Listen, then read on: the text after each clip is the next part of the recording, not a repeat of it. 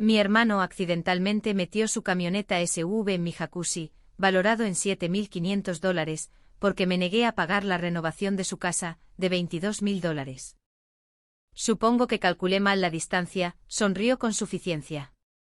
Mi padre dijo, ¿sabes cómo se pone cuando le dicen que no? Yo no reaccioné. Esa misma noche quité mi nombre del préstamo que había avalado para él y congelé los $9.000 que había apartado para ayudarlo. Pero la verdadera sorpresa llegó a las 7:20 de la mañana, cuando él encontró un aviso pegado en la puerta de su casa. El sonido no fue un choque. Fue más lento que eso. Un empuje bajo y chirriante, luego un crujido, y después el chasquido húmedo de la carcasa acrílica cediendo bajo el peso de una Chevy Tahoe retrocediendo a velocidad de ralentí.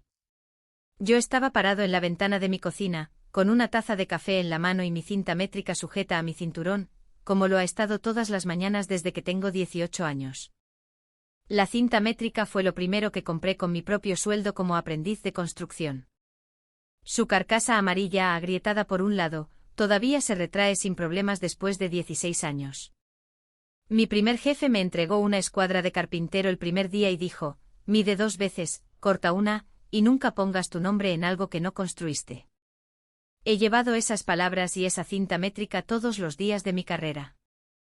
A través de la ventana, vi la Tahoe negra de mi hermano Brock empujar el marco de madera de la plataforma alrededor de mi jacuzzi, y seguir avanzando hasta que el borde frontal del jacuzzi se dobló hacia adentro como una lata de refresco aplastada. El agua salió disparada hacia los lados, formando un amplio abanico sobre la losa de concreto, y corrió por la pendiente hacia el jardín. El jacuzzi era un modelo Marquis Signature de $7.500, que había instalado la primavera anterior. Tenía 6 chorros, un marco de cedro y una línea dedicada de 240 voltios que yo mismo había instalado. Era la única cosa en mi patio trasero que había construido sin otra razón que el simple deseo de tenerla. Brock puso la Tahoe en estacionamiento. Salió con las manos en los bolsillos de su chaqueta y miró el jacuzzi colapsado como un hombre mira un parquímetro que accidentalmente golpeó con su puerta. Sin sorpresa, sin arrepentimiento. Calculando si alguien le haría pagar por ello. El agua seguía drenándose por el concreto, acumulándose alrededor de las tablas de cedro agrietadas, empapando la tierra del macizo de jardín que había plantado a lo largo de la cerca en septiembre. Mi vecino Perry Whitfield estaba parado en su entrada, a 12 pies de distancia, sosteniendo un soplador de hojas. Él había visto todo de principio a fin. Vio la Tahoe arrancar, retroceder, acelerar a través de 40 pies de entrada abierta, cruzar el césped, romper el marco de madera y aplastar la carcasa. Tenía la boca abierta, pero no salía ningún sonido. Me miró a través de la ventana de la cocina. Yo lo miré a él. Sacudió la cabeza lentamente. Ninguno de los dos dijo nada, porque no había nada que decir sobre algo tan deliberado. Brock caminó hacia mi puerta trasera, que estaba sin seguro porque había estado trayendo madera de mi camioneta toda la mañana, y la abrió sin llamar. Se paró en mi cocina con las botas puestas y las llaves en la mano, y dijo, supongo que calculé mal la distancia. Él no calculó mal nada. 3 semanas antes, le dije que no pagaría $22.000 por la renovación de su cocina y baño. Él había estado desempleado desde marzo viviendo de crédito y de la hipoteca que yo había avalado para él en abril de 2025. Vino a mí con un presupuesto de un contratista del que nunca había oído hablar, $22.000 por una renovación completa de cocina y un baño. Soy un contratista general con licencia. Dirijo una empresa de 2 hombres con mi socio, Félix Navarro. Callegó Navarro Construcción, con 12 años en el negocio. Sé lo que cuesta la renovación de una cocina en este mercado, y no son $22.000 para el alcance del trabajo que Brock describió. El número real se acercaba más a los $11.000 o $13.000, dependiendo de los acabados. Brock había recibido un presupuesto inflado o planeaba embolsarse la diferencia. De cualquier manera, dije que no. Él no se lo tomó bien. Nunca se lo toma bien. Y ahora mi jacuzzi era un montón de acrílico roto y cedro astillado, goteando sobre mi patio. Casi lo golpeó. Casi dejé mi café y caminé por esa cocina para ponerle las manos encima a mi hermano, como había querido desde que éramos adolescentes, y él rompió mi camión de juguete porque le gané en un juego de cartas. Pero la cinta métrica estaba en mi cinturón. Su peso tiraba de mi cadera, como lo hace todas las mañanas. Y el peso me recordó algo que mi primer jefe dijo y que Brock nunca aprendió: no arregles un problema creando uno más grande. Deberías irte. Es un jacuzzi, Reed. Sobrevivirás, le dije. Él se fue. Perry vino 10 minutos después. Él había visto todo desde su entrada, de principio a fin. Me dijo que redactaría una declaración si la necesitaba. Le dije que quizás. Esa tarde presenté una denuncia por daños a la propiedad en la oficina del sheriff del condado. Perry presentó una declaración escrita como testigo, describiendo lo que vio: la Tahoe arrancando, retrocediendo, acelerando a través de 40 pies de entrada y aplastando el jacuzzi. El ayudante asignó un número de caso y me dijo que el informe estaría en archivo si yo presentaba una demanda civil, o si mi seguro necesitaba documentación. El caso del jacuzzi se mantuvo separado de todo lo que vino después. Esa noche mi padre Stan organizó una cena en su casa, como hace cada 2 sábados. Él vive a 4 millas de mí, en la casa donde crecí. Fui porque voy siempre. Brock ya estaba allí. También lo estaba Kendra, la esposa de Brock, 2 de los compañeros de copas de Brock de su antiguo trabajo, mi primo Dale y Perry, a quien Stan había invitado porque Perry lo había ayudado a arreglar una cerca la semana anterior. El tema del jacuzzi surgió antes de que se retiraran los platos. Reed, dijo Stan recostándose en su silla con una cerveza en la mano, ¿sabes cómo se pone Brock cuando le dicen que no? Siempre ha sido así. Ustedes, chicos, necesitan arreglar esto. Él metió su camioneta en mi jacuzzi. Él calculó mal la distancia. Él puso su camioneta en reversa, cruzó 40 pies de entrada, atravesó un marco de madera y aplastó una carcasa de acrílico de 6 chorros. Eso no es un error de cálculo. Eso es una decisión. Brock estaba sentado en el extremo de la mesa con los brazos cruzados y una expresión en el rostro como si estuviera viendo a alguien quejarse por una multa de estacionamiento. Fue entonces cuando dijo lo que dijo.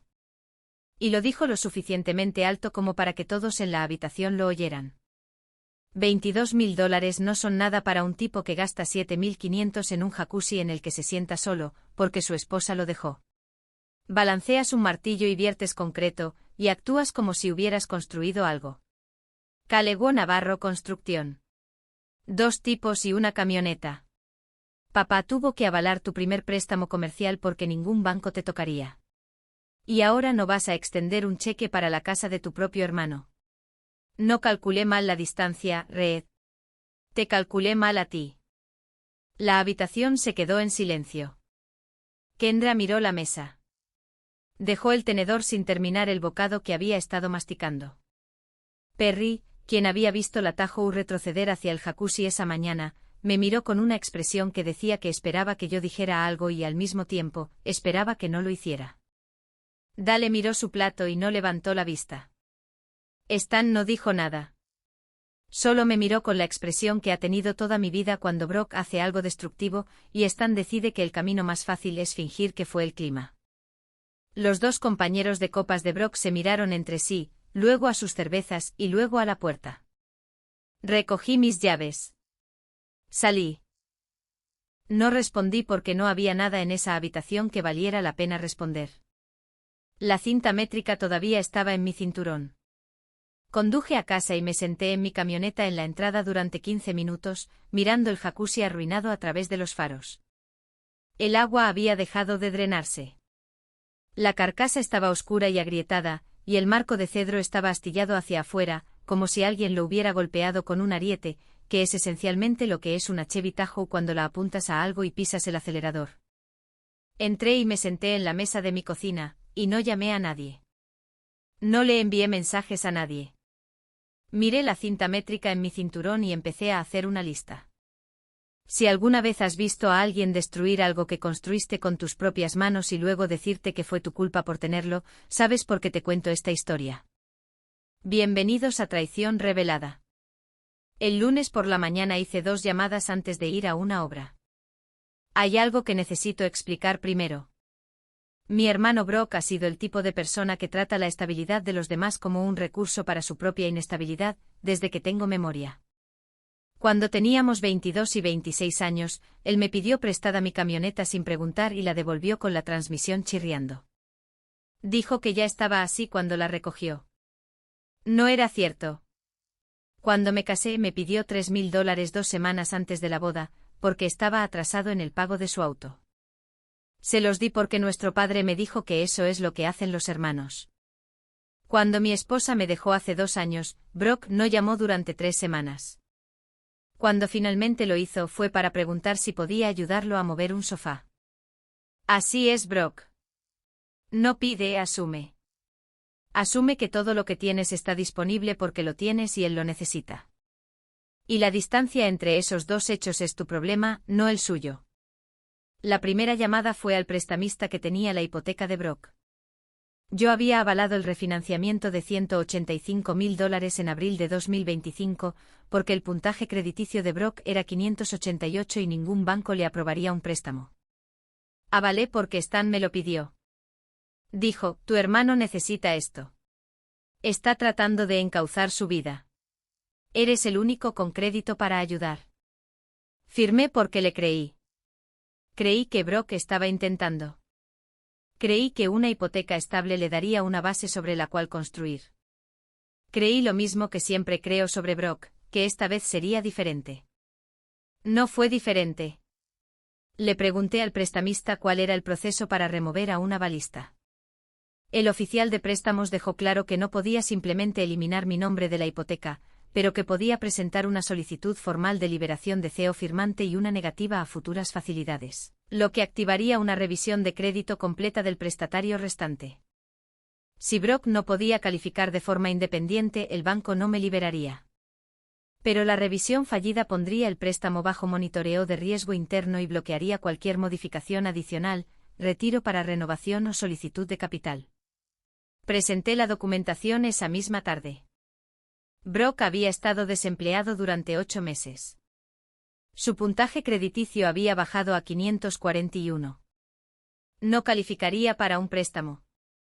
La revisión expondría cada factor de riesgo que había estado ocultando al prestamista. La segunda llamada fue a mi propio banco.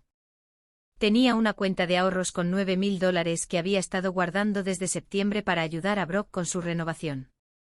No los $22.000 completos que exigía, sino $9.000 en materiales y mano de obra.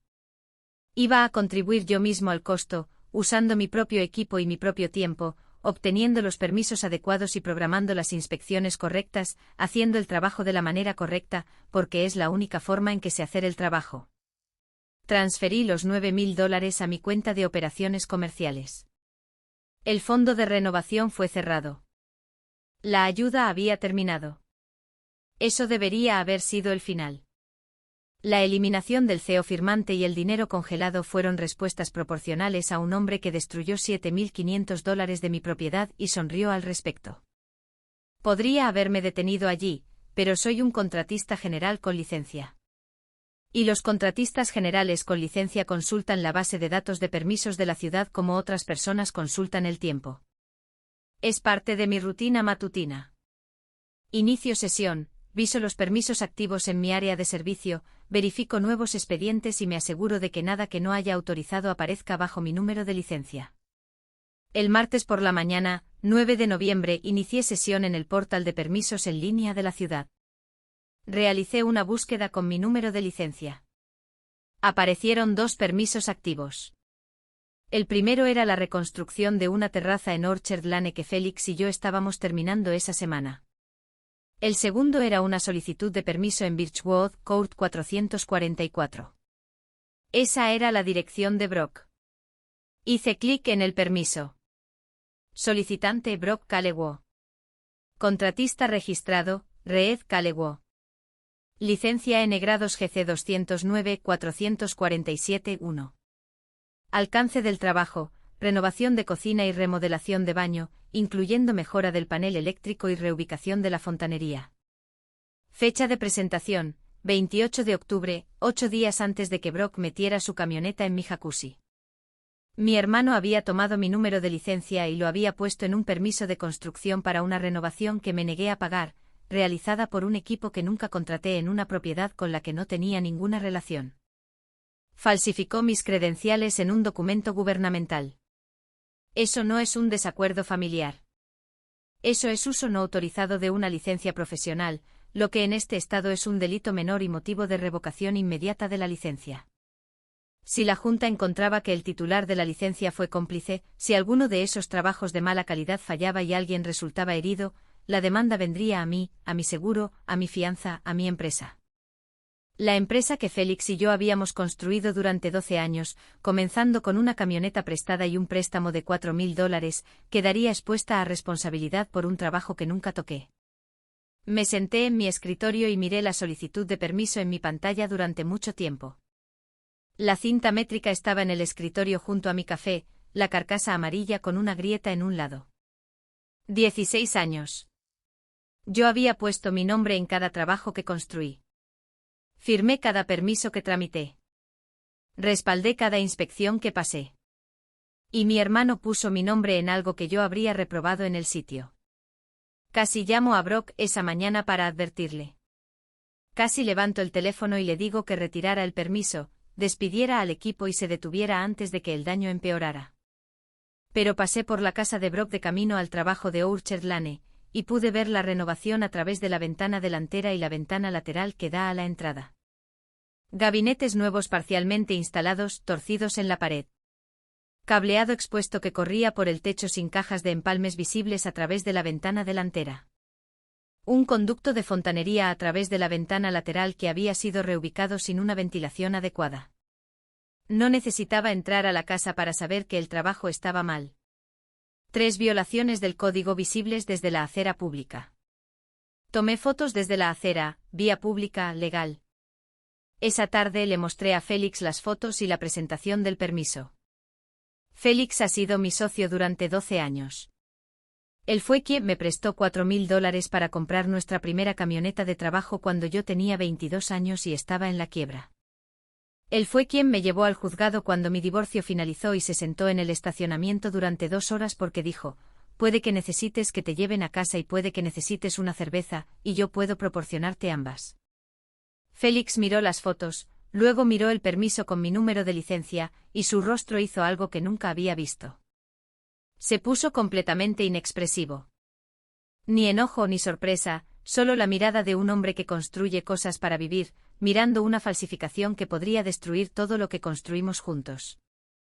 Si ese trabajo eléctrico falla la inspección y alguien resulta herido, tu licencia es la que está en el permiso, dijo. Tu seguro, tu fianza, nuestra empresa. Lo sé. ¿Qué vas a hacer? Todo. El miércoles por la mañana, presenté una queja formal ante el Departamento de Construcción de la ciudad. Denuncié el uso no autorizado de mi número de licencia en la solicitud de permiso en Birchwood Court 444. Incluí la captura de pantalla del permiso, mi tarjeta de licencia para comparar la firma y una declaración confirmando que no tuve ninguna participación en el proyecto, que nunca visité el sitio profesionalmente y que nunca autoricé a ninguna persona a usar mis credenciales. Esa misma mañana, presenté una autodenuncia preventiva ante la Junta Estatal de Licencias de Contratistas. Revelé la falsificación, adjunté la misma documentación y solicité una investigación. El representante de la Junta me dijo que la autodenuncia preventiva es la protección más fuerte que un titular de licencia puede presentar. Establece la cronología y elimina cualquier apariencia de complicidad. El jueves, llamé a mi compañía de fianzas y a mi aseguradora de responsabilidad civil. Notifiqué a ambas que mis credenciales habían sido utilizadas sin autorización en un proyecto que no supervisé, no inspeccioné y no aprobé. La compañía de fianzas abrió un expediente y señaló que cualquier reclamo que surgiera del trabajo en esa dirección sería impugnado como uso no autorizado de las credenciales del titular de la licencia. Si alguna vez has construido algo con tus manos y luego has visto a alguien adjuntar tu nombre a algo que nunca habrías construido, conoces la diferencia entre un error y una falsificación. Bienvenidos de nuevo a Traición Revelada. 5 días después del incidente del jacuzzi, Brock apareció en mi casa. Esta vez estacionó su Tahoe en la calle, no en la entrada, lo que me dijo que había empezado a entender que las entradas ya no eran territorio seguro. Llamó. Abrí la puerta. Tenía la expresión que usa cuando ha practicado un discurso en el coche. Escucha, lo del CEO firmante. Hablé con el banco. Dijeron que la revisión marcó mi crédito. Pusieron el préstamo en una especie de lista de seguimiento. No puedo obtener una modificación. No puedo retirar capital. Y dijeron que si no consigo un trabajo o no refinancio en 90 días, van a empezar a hacer preguntas que no podré responder. Necesito que los llames y les digas que cambiaste de opinión. ¿Quién obtuvo el permiso para tu renovación? Su rostro cambió. No de golpe. Comenzó en su mandíbula, que se tensó, luego en sus ojos, que se movieron a la izquierda hacia la calle, hacia la Tahoe, hacia cualquier cosa que no fuera mi cara. Luego sus manos, que se metieron en los bolsillos como lo hacen cuando está calculando en qué problema se encuentra. Contraté a un tipo. Él se encargó de los permisos. El permiso tiene mi número de licencia. Brock GC 209-447-1. Ese es mi número, mi nombre, mis credenciales en un proyecto que nunca acepté, nunca supervisé y en el que nunca puse un pie. Si ese trabajo eléctrico provoca un incendio, mi seguro paga. Si esa fontanería gotea en tu cimentación, mi fianza cubre el reclamo. No solo falsificaste un permiso. Pusiste un objetivo en todo lo que he pasado 16 años construyendo. Él no respondió. Se quedó en mi porche durante mucho tiempo con las manos en los bolsillos y el aire de noviembre entrando en mi casa. Su boca se abrió una vez, se cerró, se abrió de nuevo. Nada salió. Luego se dio la vuelta y caminó de regreso a su Tahoe, y se marchó sin cerrar mi puerta principal. Yo la cerré. Luego me senté en la mesa de la cocina y llamé a Félix. El viernes 14 de noviembre a las 7:20 de la mañana, un funcionario de cumplimiento de códigos del Departamento de Construcción de la ciudad llegó a Birchwood Court 414 en un camión municipal blanco. Caminó por el sendero delantero, sacó un aviso de violación impreso de una carpeta y lo pegó en la puerta principal de Brock con cinta de embalaje transparente. El aviso enumeraba 4 elementos: trabajo eléctrico sin permiso realizado sin supervisión autorizada, reubicación de fontanería no conforme sin ventilación adecuada, uso no autorizado de las credenciales de un contratista con licencia en la solicitud de permiso, y una orden de suspensión de trabajo con efecto inmediato. Se exigía la remediación o demolición de todo el trabajo no conforme en un plazo de 30 días. Las multas de $250 por día comenzarían a acumularse después de la fecha límite. El costo total estimado de remediación, si Brock contrataba a un equipo con licencia para llevar el trabajo al código, oscilaba entre los $14,000 y los $18,000, más de lo que la renovación habría costado si me hubiera dejado hacerlo por $9,000. Brock abrió la puerta en bata. El funcionario tomó fotografías de las modificaciones exteriores visibles, le pidió a Brock que confirmara que era el propietario, le entregó una copia del aviso y le dijo que el permiso había sido suspendido, a la espera de una investigación por parte de la Junta de Licencias. Brock se quedó en su porche sosteniendo el aviso con ambas manos, mientras el funcionario regresaba a su camión. Perry me dijo más tarde que pudo ver a Brock parado allí, al otro lado de la calle, durante 10 minutos después de que el funcionario se marchara, leyendo el documento una y otra vez, como se lee algo cuando se espera que las palabras se reordenen en un significado diferente. No lo hicieron. El aviso del prestamista llegó 3 días después. 90 días para refinanciar la hipoteca de $185,000 sin una balista, o el préstamo entraría en revisión de impago. Brock no podía refinanciar. Estaba desempleado. Su crédito era 541, y su propiedad ahora tenía una violación de código activa y una orden de suspensión de trabajo en el archivo. Ningún prestamista la tocaría. El sábado 22 de noviembre fui a casa de Stan a cenar. Esta vez llevé a Félix, no porque necesitara apoyo, sino porque el nombre de Félix también está en la empresa, y él tenía derecho a estar en la habitación cuando yo explicara lo que Brock nos había hecho a ambos. Brock estaba allí con Kendra. La pareja de vecinos de Stan, los Lindstrom, estaban en el patio tomando algo. Dale estaba en la mesa. Brock trató de controlar la habitación antes de que yo me sentara. Reed presentó una queja contra mí ante la ciudad, contra su propio hermano. Porque usé su número de licencia para obtener un permiso. A esto ha llegado esta familia. Tú no usaste mi número de licencia, dije. Tú falsificaste mi número de licencia en un documento gubernamental. Hay una diferencia. Usar implica permiso. Falsificar implica un delito. Félix dejó una carpeta sobre la mesa. Dentro había una copia impresa de la solicitud de permiso, una copia de mi tarjeta de licencia y la foto que había tomado del trabajo de renovación visible a través de la ventana delantera de Brock. Félix señaló el permiso. Ese es el número de licencia de Reed. Esa no es la firma de Reed. He trabajado con Reed durante 12 años, y he visto su firma en 1000 documentos. Esa no es. Miré a la habitación a Kendra, que miraba fijamente la copia del permiso.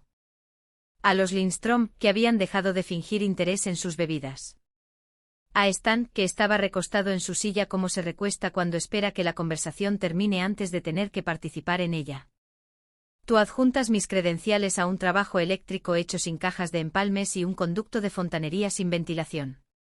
3 violaciones del código visibles desde la calle sin bajarse de una camioneta. Si ese cableado falla y alguien sale herido, mi nombre está en el permiso. Mi seguro, mi fianza, la empresa que Félix y yo pasamos 12 años construyendo. 2 tipos en una camioneta, Brock, así nos llamaste en esta mesa hace 3 semanas. Miré a Stan. Dijiste, sé cómo se pone cuando le dicen que no. Dijiste que deberíamos arreglarlo. Papá, él falsificó mi licencia. Puso mi nombre en un trabajo que habría reprobado en una inspección de primera etapa. Eso no es escuchar un no. Eso es cometer fraude y esperar que yo no lo verificara. La boca de Stan se abrió. Luego se cerró. Miró a Brock. La forma en que miras un problema por el que has estado pagando a otra persona para que lo ignore, y la factura acaba de llegar. 2 tipos en una camioneta, dije mirando a Brock. Así llamaste a mi empresa en esta mesa hace 3 semanas. Esos 2 tipos en esa camioneta son la razón por la que tuviste una balista en tu hipoteca.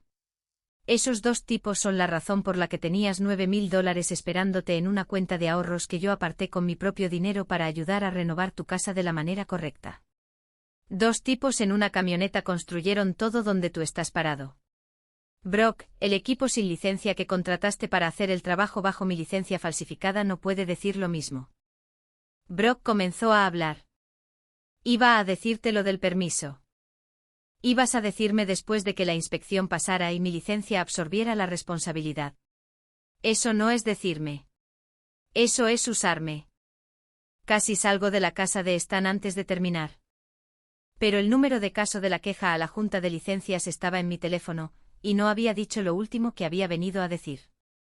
Falsificaste mi licencia para obtener un permiso que tú mismo no podías conseguir. La ciudad tiene la solicitud. La Junta tiene mi informe. El prestamista tiene la violación de código en archivo. Y la compañía de fianzas ha denegado la cobertura para cualquier reclamo en tu dirección. Todas las consecuencias que estás enfrentando ahora comenzaron el día que pusiste mi nombre en un documento que yo no firmé, no el día que lo denuncié. Las manos de Brock salieron de sus bolsillos y fueron al borde de la mesa.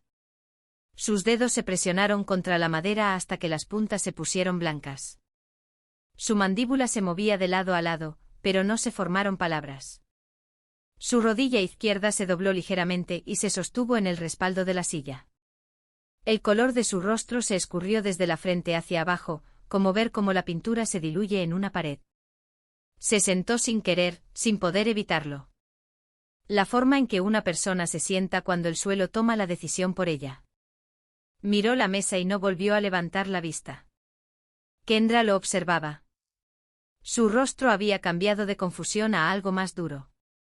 La expresión de una mujer que acaba de darse cuenta de que la renovación de su cocina no solo estaba sin terminar, sino que era ilegal, y que su marido le había mentido sobre cómo se estaba haciendo. Este es el último préstamo, dije. El último cheque, la última vez que contesto el teléfono cuando necesitas que se construya, se pague o se arregle algo. Los $9,000 se han ido. El avalista se ha ido. La licencia es mía y seguirá siendo mía. ¿Quieres una renovación? Contrata a un contratista con licencia con tu propio dinero y obtén tu propio permiso con tu propio nombre. Kendra se levantó. Recogió su bolso del mostrador. Miró a Brock. Me dijiste que contrataste un equipo con licencia. Me dijiste que el permiso era legítimo. Brock no le respondió. Ella se fue. La pareja de vecinos de Stan se miró.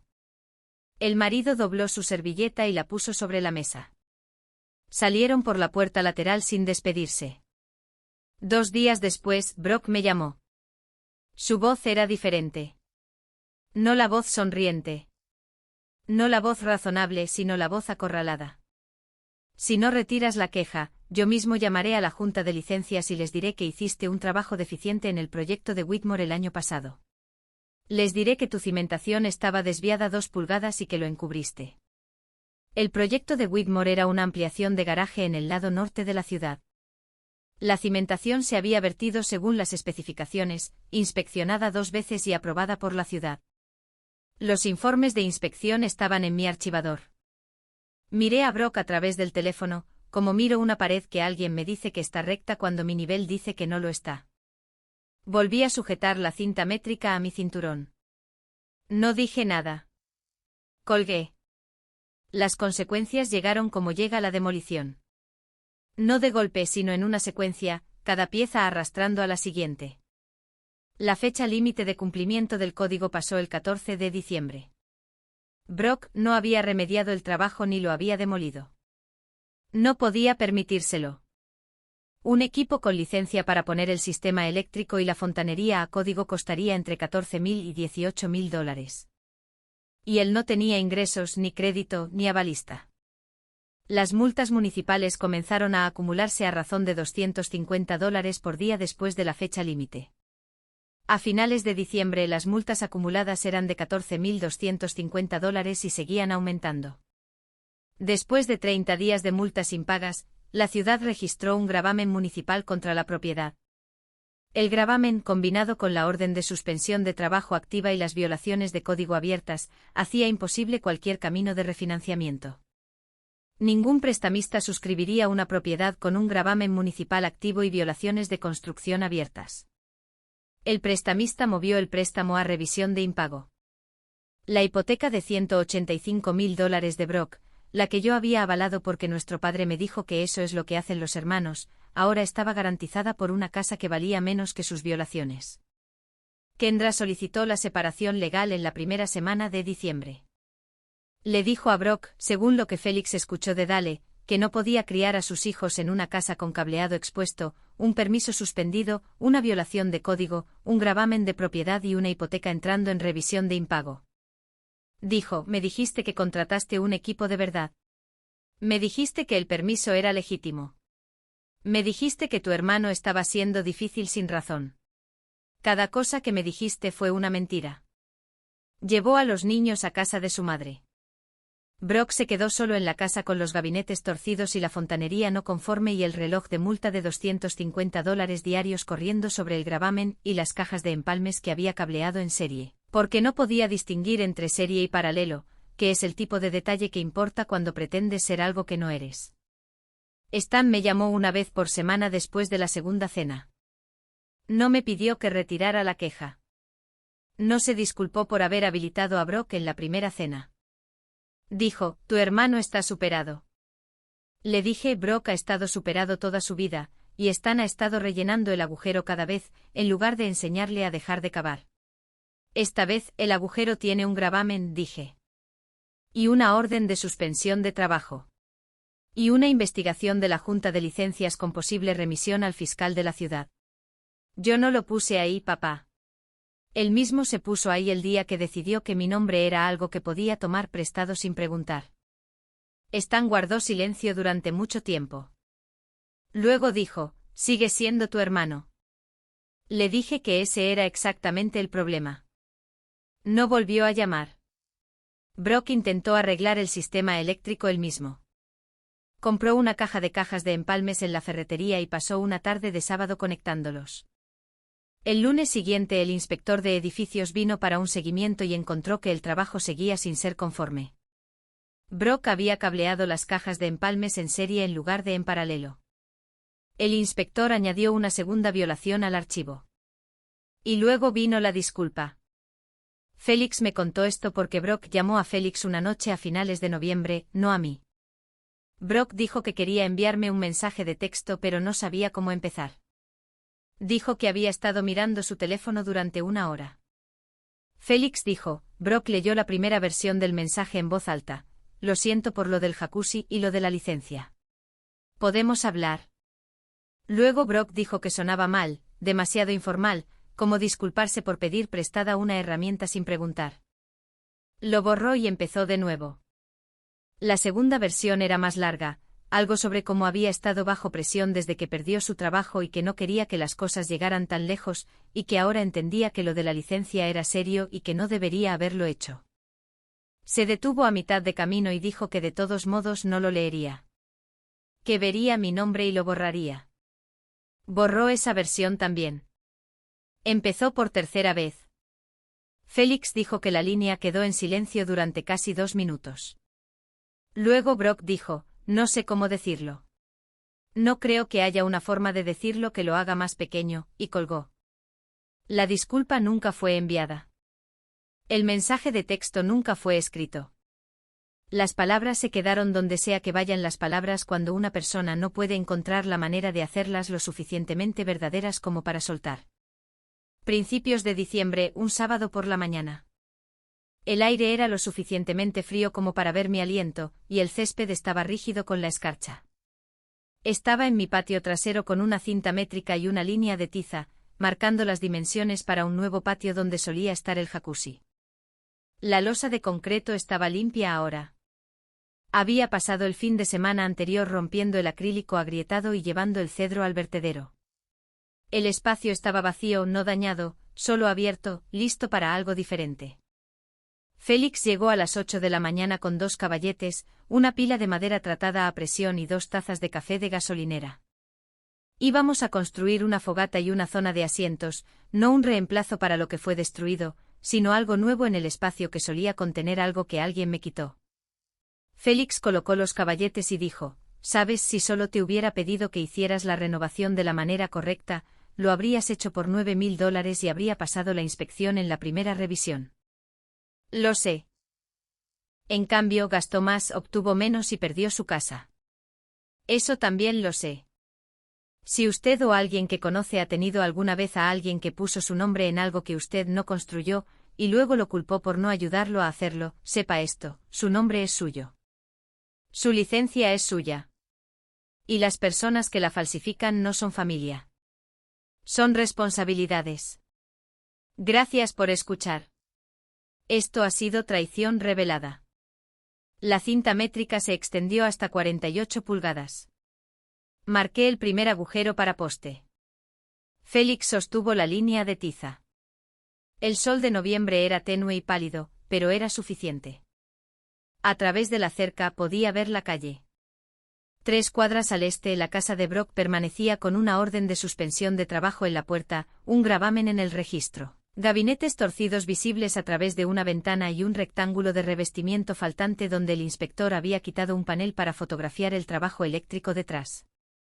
La renovación que se suponía que costaría $22.000 ahora le había costado a Brock su hipoteca, su matrimonio y el único hermano que había estado dispuesto a ayudar. Chasqueé la línea de tiza, limpia y recta, como me enseñó mi primer jefe. Mide 2 veces, corta una. Nunca pongas tu nombre en algo que no construiste. Desabroché la cinta métrica y la sostuve por un segundo.